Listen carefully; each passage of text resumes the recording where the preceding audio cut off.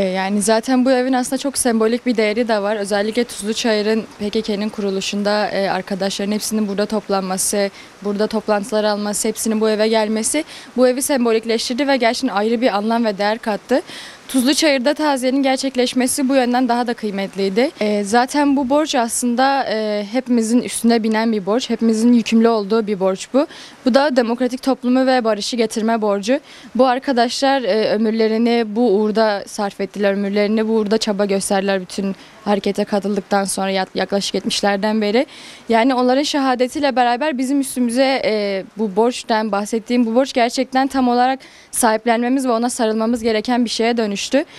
Artık bu demokratik ulus, demokratik toplum ve barış çağrısıyla beraber hayat bulan bu süreçte pratik olarak hepimize böyle gerçekten büyük görevler düşüyor. Gerek barışı toplumsallaştırmak olsun, gerek artık demokratik zeminde mücadele yürütmek olsun.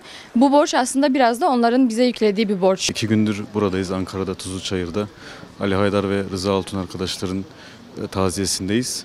Tabii bu arkadaşların şehadeti 12. Kongre ile beraber barış süreci de arkadaşların isimlerine atfedilerek aktarıldı, bildirildi. Bu sürecin arkadaşlara atfedilmesi tabii ki de duygu yoğunluğunu arttırıyor. Onlardan aldığımız güç ve kuvvetle buradayız. Tabii bu hareketin aynı zamanda on binlerce şehidi de var. Onların ışığında, onların kurduğu mücadele yolunda adımlarımızı atıyoruz. Bu süreci de buradan beri bu şekilde değerlendiriyoruz. Tuzluçayır nasıl diyeyim, hani çoğu örgütün mayalandığı bir yerdir.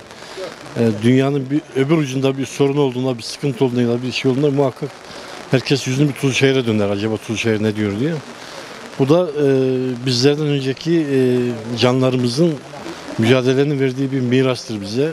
Bizden işte Rıza Altunların, diğer önderlerin bir mirasıdır. Bu bizim için onurdur, değerdir. Biz de 3 gündür buradayız. Tuzluçayır halkının yoğun bir ilgisi var. Çünkü büyük bir değerini kaybetmiş. Öyle bakıyorlar. Gelenler yüzünden onu okuyoruz.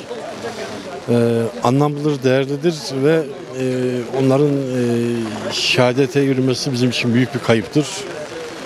Çünkü nasıl derler, dağların, kurdun, kuşun sahipleri onlardı. Bizim için büyük bir eksikliktir. Hepimizin başı sağ olsun diyorum. Bildiğiniz gibi şu anda bulunduğumuz ev tarihi bir ev. Partimizin tarihi açısından önemli bir yer. Bu içinde geçtiğimiz günler önemli. Gerçekten çok önemli bir süreç, önemli günler. PKK'nın 12. kongresini gerçekleştirdiği bir süreçte yine bu süreci, bu tarihe dek düşecek iki öncü kadroların, iki öncü yoldaşımızın şehadeti buraya dek gelmesi ve bugün burada taziyelerinde olmamız ciddi bir duygu yoğunluğu içerisindeyiz. Yani her şeyden önce bunu belirtmek istiyoruz. Yani 21. yüzyıla düşmüş bir miras. Bu yoldaşlarımız böyle bir geleneği inşa ettiler. Böyle bir süreçte geçtik. O yüzden nasıl ifade edilir gerçekten zorlanıyoruz bu anlamda. Bu içinde bulunduğumuz süreç bu yoldaşlarımızın bize bırakmış olduğu bu mirası gerçekten iyi değerlendirip iyi toplumsallaştırmak. Yani dün de belirttiği bizim arkadaşlarımız yine taziyede öncü kadrolarımızın bize bırakmış olduğu bu mirasa sahip çıkmak, bunu büyütmek, bunu toplumsallaştırmak belki onlara dek düşecek bir şeydir. Bu boyutuyla yani onlara minnettarız gerçekten, onları saygıyla anıyoruz. 80'de ben cezaevine gittiğim zaman biz 25. koğuşta, ben Devrimci Yol Davası'ndan yatıyordum. Sonra onlar 33. koğuşa geldiler, kalabalık bir grup. 33. koğuşta bizim koğuş havalandırmayı ortak kullanıyorduk. Şimdi bizi havalandırmadan koğuşa geldik. Ondan sonra Rıza Altunların geldiği koğuşu çıkarttılar.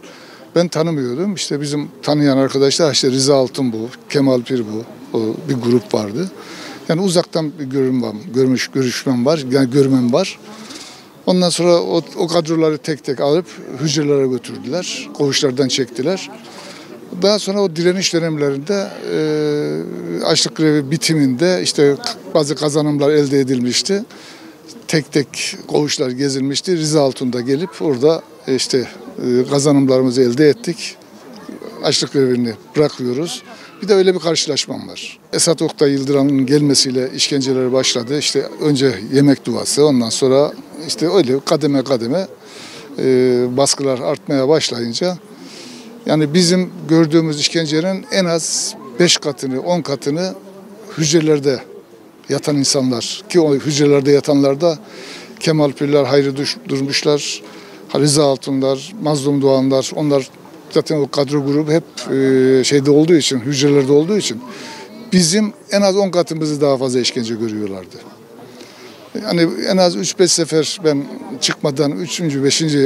yani açlık grevi direnişlere katıldım. Ondan sonra ben çıktıktan sonra işte büyük ölüm oruçları oldu. O zaman Kemal Pürler, Hayri Durmuşlar, Orhan Keskin benim koğuşumdaydı, benim arkadaşımdı. Ben dava arkadaşımdı. Onları tek tek kaybettik.